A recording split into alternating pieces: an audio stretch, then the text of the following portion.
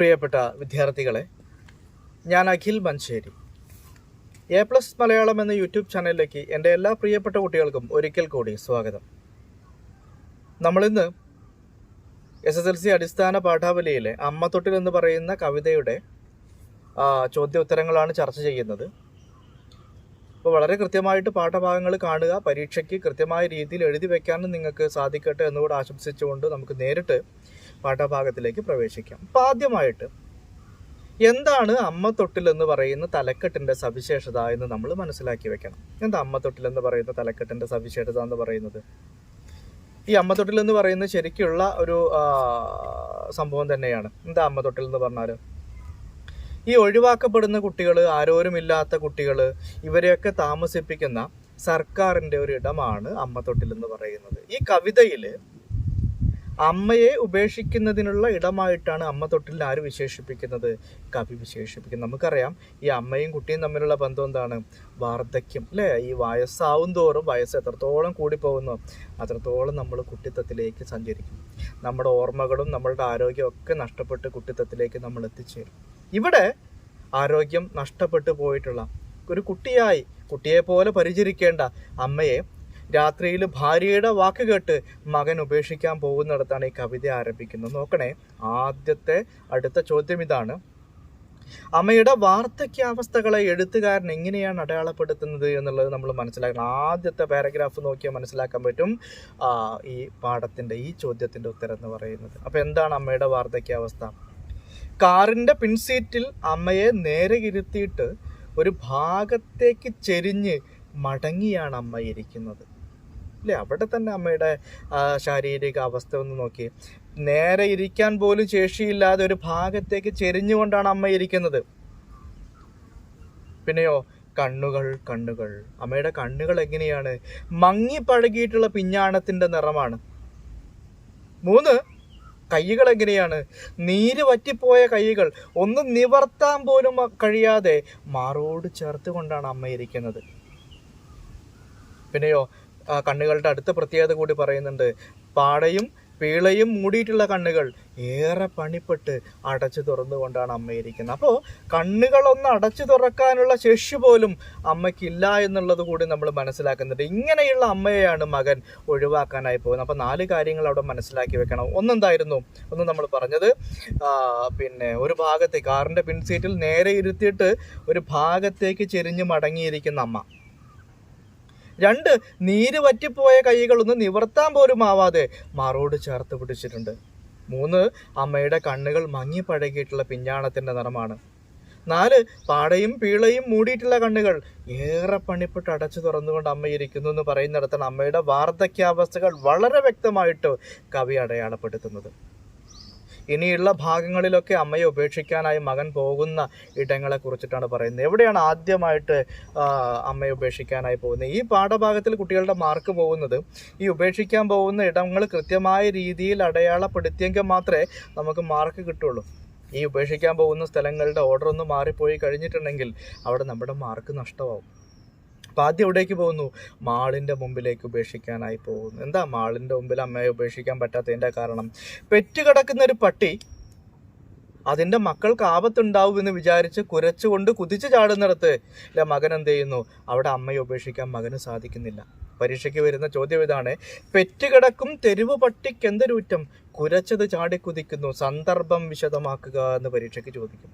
അപ്പോൾ നമ്മൾ മനസ്സിലാക്കി വെക്കണം, ഈ വരികളുടെ ഏറ്റവും വലിയ പ്രത്യേകത എന്ന് പറയുന്നത് ഇവിടെ 2 മാതൃത്വത്തിനെ നമ്മൾ കാണുന്നു, 2 അമ്മമാരെ നമ്മൾ കാണുന്നുണ്ട്. എങ്ങനെയാണ് 2 അമ്മമാരെ നമ്മൾ കാണുന്നത്? ഒന്ന്, പെറ്റുകിടക്കുന്ന പട്ടി, അതൊരു അമ്മയാണ്. ആ അമ്മ എന്താ ചെയ്യുന്നത്? അതിൻ്റെ മക്കൾക്ക് ആപത്തുണ്ടാവും എന്ന് വിചാരിച്ചുകൊണ്ട് ആ മക്കളെ സംരക്ഷിക്കാനായി കുതിച്ചു ചാടുന്ന ഒരു അമ്മയെ നമ്മൾ കാണുന്നു. 2, ഒരാപത്ത് പോലും വരുത്താതെ പോറ്റി വലുതാക്കിയ ഈ മകനാൽ ഉപേക്ഷിക്കപ്പെടുന്ന അമ്മ. ഇങ്ങനെ 2 അമ്മമാരുടെ സന്ദർഭങ്ങൾ വളരെ വ്യക്തമായിട്ട് ആ വരികളിലൂടെ കവി അതിസുന്ദരമായിട്ട് എടുത്ത് കാട്ടുന്നുണ്ട്. രണ്ടാമതായിട്ട് അമ്മയെ ഉപേക്ഷിക്കാനായി പോകുന്നത് എവിടെയാണ്? ജില്ലാശുപത്രിക്ക് മുമ്പിലാണ്. അവിടെ ജില്ലാശുപത്രിയുടെ മുമ്പിൽ ഒരേ ഒരു രാക്കട മാത്രം പ്രവർത്തിക്കുന്നുണ്ട്. അതിന് പിന്നിൽ ഒഴിവ് കനത്ത ഒരു ഇരുളിടമുണ്ട്. അവിടെ അമ്മയെ ഉപേക്ഷിക്കാനായി മകൻ തീരുമാനിക്കുന്നു. അങ്ങനെ മകൻ അമ്മയെ കാറിൽ നിന്ന് എടുത്തുകൊണ്ട് ആ ജില്ലാശുപത്രിയുടെ പടികൾ കയറുന്ന സമയത്ത് പരീക്ഷയ്ക്ക് വരുന്ന അടുത്ത വരി ഇതാണ്: പടികളിൽ എന്തോ തടഞ്ഞു പോയ സന്ദർഭം വിശദമാക്കുക. അല്ലേ? അങ്ങനെ ആ പടികളിൽ അമ്മയെ എടുത്തുകൊണ്ട് നിൽക്കുന്ന സമയത്ത് മകൻ്റെ മനസ്സിലേക്ക് വീണ്ടും ഓർമ്മകൾ വന്നു. എന്തായിരുന്നു ആ ഓർമ്മകൾ എന്ന് പറയുന്നത്? പണ്ട് എനിക്ക് പനിച്ച സമയത്ത് അമ്മ എന്നെ വാരിയെടുത്തുകൊണ്ട് ഈ പടി മുഴുവൻ ഓടി കിതച്ചതിനെ കുറിച്ചുള്ള ഓർമ്മ മകൻ്റെ മനസ്സിലേക്ക് വന്നു. അന്ന് സൂചി വെച്ചതുപോലെയുള്ള ആ ഒരു ഓർമ്മ മകൻ്റെ മനസ്സിലേക്ക് വന്നപ്പം അവിടെയും അമ്മ ഉപേക്ഷിക്കാനായി മകന് സാധിക്കുന്നില്ല. അങ്ങനെ വണ്ടി വീണ്ടും മുന്നോട്ടേക്ക് പോകുന്നു. സ്കൂളിന് മുമ്പിൽ, വിദ്യാലയത്തിന് മുമ്പിൽ അമ്മയെ ഉപേക്ഷിക്കാനായി തീരുമാനിച്ചു. അപ്പം അവിടെ അമ്മയെ ഒഴിവാക്കാനായി വിചാരിക്കുന്ന സമയത്താണ് വീണ്ടും മകൻ്റെ മനസ്സിലേക്ക് ഓർമ്മകൾ വരുന്നത്. എന്താ ഓർമ്മകൾ എന്ന് പറയുന്നത്? പണ്ട് സ്കൂളിൽ ചേർത്ത സമയത്ത് വാശി പിടിച്ച് കരഞ്ഞപ്പോൾ ആ കരച്ചിൽ കണ്ട് തിരിച്ച് വീട്ടിലേക്ക് പോവാതെ ആ സ്കൂളിൻ്റെ ചുറ്റുമതിലിനപ്പുറത്ത് ഉച്ചയാവുന്നത് വരെ തന്നെ കാത്തുകൊണ്ട് നിൽക്കുന്നുണ്ടായിരുന്ന അമ്മയെക്കുറിച്ച് മകൻ ഓർക്കുന്നുണ്ട്. അന്ന് ആ കരച്ചിൽ ഇല്ലാതാക്കിയത് ആ അമ്മയായിരുന്നു, ഈ മെലിഞ്ഞ കൈകളായിരുന്നു എന്ന വാസ്തവം മകന് മനസ്സിലാവുന്നിടത്ത് അവിടെയും മകൻ അമ്മയെ ഉപേക്ഷിക്കാനായി സാധിക്കുന്നില്ല. അങ്ങനെ വണ്ടി വീണ്ടും മുന്നോട്ടേക്ക് പോകുന്നു. ഇനി എവിടെ ഉപേക്ഷിക്കണമെന്ന് മകൻ ആലോചിക്കുന്നിടത്താണ് അല്ലേ അമ്മ പറയാറുണ്ട്, ഒന്നെന്നെ കൊണ്ടുപോയിടണം എന്ന് പറയാറുള്ള ആ കോവിലിൽ അമ്മയെ ഉപേക്ഷിച്ചാലോ എന്ന് മകൻ വിചാരിക്കുന്നു. അമ്പലത്തിലും അമ്മയെ ഉപേക്ഷിക്കാൻ തീരുമാനിക്കുന്നു. അപ്പോൾ രാത്രി ഏറെ വൈകി ഉപേക്ഷിക്കാനായി പോകുന്ന സമയത്ത് ആരോ ഇറങ്ങി നടക്കുന്ന കാഴ്ച മകൻ കാണുന്നുണ്ട്. മകൻ തന്നെ പറയുന്നുണ്ട്, പുറത്തേക്ക് അശാന്തനായ ഈശ്വരൻ കാറ്റൊന്നു കൊള്ളാൻ ഇറങ്ങിയോ? അല്ല, ഉള്ളിലിടുന്നുകൊണ്ട് സമാധാനം കിട്ടാതെ ദൈവം കാറ്റ് കൊള്ളാനോ മറ്റോ ഇറങ്ങിയതാണോ ഈ രാത്രിയിൽ നിന്ന് മകന് തോന്നുന്നുണ്ട്. എന്തായാലും അവിടെ ഒരാളെ കാണുന്ന സമയത്ത് മകൻ അമ്മയെ ഉപേക്ഷിക്കാനായി സാധിക്കുന്നില്ല. വീണ്ടും വണ്ടി മുന്നോട്ടേക്ക് പോകുന്നു. അങ്ങനെ ഏറെ തണുക്കുന്നുണ്ട്. രാത്രി ഏറെ വൈകി. കാറിൻ്റെ ചില്ലുയർത്തുന്ന സമയത്ത് ഏറെ തണുക്കുന്ന സമയത്ത് കാറിൻ്റെ ചില്ലുയർത്തിയപ്പോൾ വീണ്ടും 4 ഓർമ്മകൾ മകൻ്റെ മനസ്സിലേക്ക് വരുന്നുണ്ട്. ഏതൊക്കെയാണ് ഓർമ്മകൾ എന്ന് പറയുന്നത്? ഒന്ന്, കരിമ്പടത്തെക്കുറിച്ചുള്ള ഓർമ്മ. പണ്ട് ചെറുപ്പത്തിൽ കരിമ്പടത്തിൽ മൂടിയിരുന്ന ഓർമ്മ, കരിമ്പടത്തെക്കുറിച്ചുള്ള ഓർമ്മ. 2, അമ്മയുടെ വയറ്റത്ത് പറ്റിക്കിടന്ന ചൂടിനെ കുറിച്ചുള്ള ഓർമ്മ. 3, അമ്മയുടെ തലയിലെ കാച്ചിയ എണ്ണയുടെ ഗന്ധം. 4, പുലർച്ചയിൽ ഓലക്കൊടികൾ പുകയുന്നതിൻ്റെ ഗന്ധം. ഈ 4 ഓർമ്മകൾ മകൻ്റെ മനസ്സിലേക്ക് വീണ്ടും ഓടിയെത്തുന്നുണ്ട്. മറക്കരുത്, ഏറെ തണുത്ത് കാറിൻ്റെ ചുള്ളിയർത്തുന്ന സമയത്ത് മകൻ്റെ മനസ്സിലേക്ക് ഓടിയെത്തിയ ഓർമ്മകൾ എത്രണ്ണമാണ്? 4 എണ്ണമാണ്. ഒന്നെന്തായിരുന്നു? കരിമ്പടത്തെക്കുറിച്ചുള്ള ഓർമ്മ.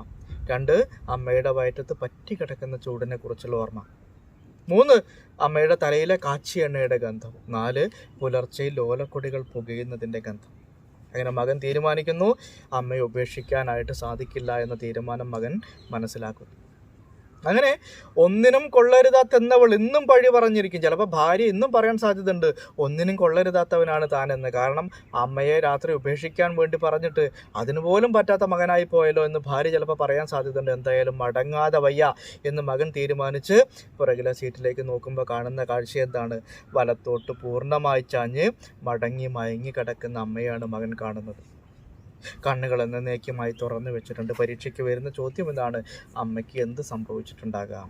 അപ്പം നമ്മളവിടെ മനസ്സിലാക്കി എന്താ, 1 മാർക്കിനാണെങ്കിൽ നമുക്ക് ഉത്തരം കൃത്യമായിട്ട് എഴുതാം, അമ്മ മരിച്ചുപോയി എന്ന് പറയുമ്പോൾ ഉത്തരമായി. പക്ഷേ ഈ 4 മാർക്കിനും 3 മാർക്കിനും 2 മാർക്കിനൊക്കെ ചോദിക്കുന്ന സമയത്ത് നമ്മൾ ഒറ്റ വരി കൊണ്ട് എഴുതാൻ സാധിക്കില്ല. അപ്പം നമ്മൾ എങ്ങനെ എഴുതണം? ഉത്തരം ഞാൻ പറയുന്നത് ശ്രദ്ധിക്കുക. കവിതയുടെ തുടക്കത്തിൽ കാറിൻ്റെ പിൻസീറ്റിൽ നേരെ ഇരുന്ന അമ്മ വലത്തോട്ട് ചാഞ്ഞുകൊണ്ടാണ് ഇരിക്കുന്നത്, ഒരു ഭാഗത്തേക്ക് ചെരിഞ്ഞുകൊണ്ട്. കവിതയുടെ അവസാനത്തിലേക്ക് എത്തുന്ന സമയത്തോ വലത്തോട്ട് പൂർണ്ണമായി ചാഞ്ഞുകൊണ്ട് മയങ്ങി കിടക്കുന്ന കാഴ്ചയാണ്. പിന്നെയോ കണ്ണുകൾ എന്നേക്കുമായി തുറന്നു വെച്ചുകൊണ്ടാണ് അമ്മ കിടക്കുന്നത്. നമുക്ക് മനസ്സിലായിട്ടുണ്ട്, കണ്ണുകൾ എന്നേക്കുമായി തുറന്നു വെച്ചു എന്നത് മരണത്തിന് സൂചിപ്പിക്കുന്നു, കണ്ണുകൾ എന്നേക്കുമായി അടച്ചു വെക്കുക എന്നത് മരണത്തിന് സൂചിപ്പിക്കുന്നു. കണ്ണുകൾ അടച്ചു തുറക്കുന്നു എന്നുള്ളതാണ് നമ്മൾ ജീവിച്ചിരിക്കുന്നു എന്നതിൻ്റെ തെളിവ്. ഇവിടെ എന്നേക്കുമായി അമ്മ കണ്ണുകൾ തുറന്നു വെച്ചത് അമ്മ മരിച്ചുപോയി എന്നതിൻ്റെ പ്രതീകമാണ്. അപ്പോൾ ഇത്ര എഴുതുമ്പോൾ ആ മാർക്ക് നമുക്ക് കൃത്യമായ രീതിയിൽ ലഭിക്കുള്ളൂ. അടുത്തൊരു ചോദ്യം ഇതാണ്, എന്തുകൊണ്ടായിരിക്കാം അമ്മ കണ്ണുകൾ തുറന്നു വെച്ചുകൊണ്ട് കിടന്നത്? അപ്പോൾ വളരെ കൃത്യമായിട്ടുള്ളൊരു ഉത്തരം ഞാൻ പറഞ്ഞുതരാം. അങ്ങനെ ഒരു ചോദ്യം വരികയാണെങ്കിൽ ഒരു പ്രാവശ്യം നമ്മുടെ ചോദ്യോത്തരങ്ങളുടെ ഭാഗമായിട്ട് വന്നിട്ടുണ്ട്. അപ്പം അമ്മയ്ക്ക് ഇപ്പോഴും മകനെ കണ്ട് കൊതി തീരാത്തത് കൊണ്ടായിരിക്കാം കണ്ണുകൾ തുറന്നു വെച്ചുകൊണ്ട് അമ്മ കിടക്കുന്നത് നമ്മൾ സാമാന്യമായിട്ട് എഴുതി വയ്ക്കും. അടുത്തൊരു വരി കൂടെയുണ്ട്, ഒന്നിനും കൊള്ളരുതാത്തവൻ എന്ന് ഭാര്യ വിശേഷിപ്പിക്കുന്ന വാക്കുകളോട് നിങ്ങൾ യോജിക്കുന്നുണ്ടോ എന്നുള്ളതാണ് ചോദ്യം. അപ്പോൾ നമ്മളുടെയൊക്കെ ഉത്തരം എന്താണ്? ഇല്ല, നമ്മൾ യോജിക്കുന്നില്ല എന്നുള്ളതായിരിക്കും പല ആളുകളും പറയുക. കാരണം എന്താ, മകൻ അമ്മയെ തിരിച്ച് വീട്ടിലേക്ക് കൊണ്ടുപോയല്ലോ എന്ന് നമ്മൾ വിചാരിക്കും. പക്ഷേ ഭാര്യ പറയുന്ന വാക്കിനോട് നമ്മൾ യോജിക്കുന്നു, പക്ഷേ ഭാര്യയുടെ നിലപാടിനോടല്ല നമ്മൾ യോജിക്കുന്നത്, ഭാര്യയുടെ ചിന്താഗതിയല്ല നമ്മൾ പറയുന്നത്. കാരണം ഭാര്യയുടെ വാക്ക് കേട്ട് അമ്മയെ ഉപേക്ഷിക്കാനായി മകൻ തീരുമാനമെടുക്കുന്നിടത്ത് തന്നെ ഒന്നിനും കൊള്ളരുതാത്ത മകനായിട്ട് അദ്ദേഹം മാറുന്നുണ്ട്. പിന്നെ ഉപേക്ഷിക്കാൻ കൂടി പോകുമ്പോൾ നമുക്കതിനെക്കുറിച്ച് നിസ്സംശയം പറയാം, ഒന്നിനും കൊള്ളരുതാത്ത മകനാണ് അദ്ദേഹമെന്ന് നമുക്ക് പറയാൻ സാധിക്കും. അപ്പോൾ ഇത്രയാണ് ഈ പാഠഭാഗത്തിൻ്റെ ആശയമായിട്ട് നമ്മൾ പഠിച്ച് മനസ്സിലാക്കി വെക്കേണ്ടത്. ഇതാണ് ഈ പാഠഭാഗത്തിൻ്റെ ആശയവും പ്രധാന ചോദ്യോത്തരങ്ങളും. വളരെ കൃത്യമായിട്ട് ഈ ക്ലാസ്സുകൾ 2-3 വട്ടം കേൾക്കണം, കാര്യങ്ങൾ കൃത്യമായ രീതിയിൽ മനസ്സിലാക്കി വെക്കുക. എല്ലാവർക്കും നല്ലൊരു വിജയാശംസകൾ നേർന്നുകൊണ്ട് ഞാൻ നിർത്തുന്നു. നന്ദി, നമസ്കാരം.